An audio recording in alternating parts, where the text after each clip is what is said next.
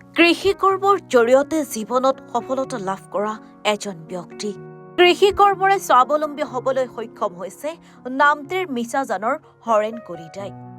সেউজ বিপ্লৱ আৰম্ভ কৰা হৰেণ কলিতা আজি ৪০ বিঘা চাহ বাগানৰ গৰাকী। ৬৫ বছৰীয়া হৰেণ কলিতাই কৈশোৰ কালৰে পৰা জড়িত হৈ পৰিছিল কৃষি কাৰ্যৰ সৈতে।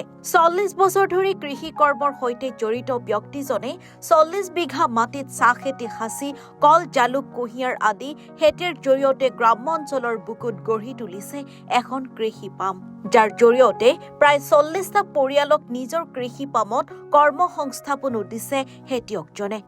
জীৱনৰ ৬৫টা বছৰ অতিক্ৰম কৰাৰ পাছতো পূৰ্ণদমে খেতিত মনোনিৱেশ কৰি এজন সফল খেতিয়ক ৰূপে পৰিচিত হৈ পৰিছে।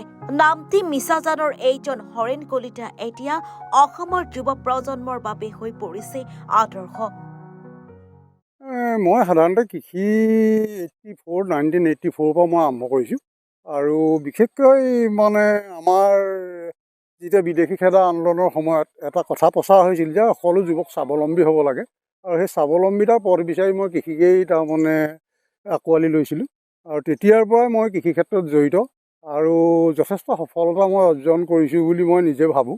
আৰু এই ক্ষেত্ৰত মই বৰ্তমান আমাৰ যুৱকসকলক মই কৃষি ক্ষেত্ৰত আগ্ৰহী হ'বৰ কাৰণে কৃষিৰ যোগেদি গ্লেমাৰ বিচাৰি লওক ইত্যাদি ধৰণে বিভিন্ন ধৰণৰ লিখা মই আমাৰ অসম আৰু প্ৰান্তিকতো লিখা আৰম্ভ কৰিছোঁ আৰু সেইখিনি ধুনীয়াকৈ প্ৰকাশো হৈছে। মই প্ৰথম মানে শূন্যৰ পৰা আৰম্ভ কৰিছিলোঁ বুলি ক'ব পাৰি, কাৰণ মানে আমাৰ ঘৰতে থকা বাঁহ, ঘৰৰ গোবৰ এই ধৰণেই প্ৰথম আৰম্ভ কৰিছিলোঁ আৰু শেষলৈ মই ব্যৱসায় ভিত্তিত কৰিছিলোঁগৈ। প্ৰায় একেলগে মই 10 বিঘালৈকে জাতিলাও, একেলগে 8 বিঘালৈকে কেৰেলা এই লিখিয়াকৈ মই কৰিছিলোঁ আৰু সাধাৰণতে আমাৰ যি উৎপাদিত সামগ্ৰী এইখিনি আমি ডিব্ৰুগড়, তিনিচুকীয়াতেই বিক্ৰী কৰিছিলোঁ। আমাৰ সাধাৰণ বজাৰত এইখিনি বিক্ৰী নহৈছিলে, কাৰণ সাধাৰণ বজাৰলৈ যদি দিয়া হয় তেতিয়া বজাৰ অকণমান বেয়া হৈ যায়। এইধৰণে আমাৰ কিছুমান হেৰিও আছে, আমাৰ এইপিনেদি চলা এখন বাছ, হিৰণ্য বুলি বাছ এখন ওপৰৰ বডি ভাগি গৈছিলেগৈ আমাৰ কেৰেলা কঢ়িয়াওঁতে বা আমাৰ জাতিলাও কঢ়িয়াওঁতে। এই লিখীয়া কিছুমান কথা আছে।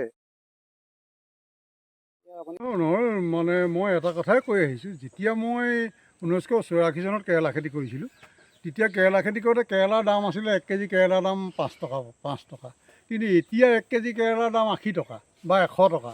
গতিকে ই আচৰিত কথা, কিন্তু সেই 5 টকা কেৰেলা বিকিয়ে আকৌ মই 85 চনত এখন ESD লৈছিলোঁ, নতুন ESD, যিখনৰ দাম আছিলে 18,692 টকা। গতিকেলৈ মই এইটোৱে কওঁ যে কৃষিৰ মাজেদি অসম্ভৱ একো নাই, সকলোখিনি সম্ভৱ কৰিব পাৰি।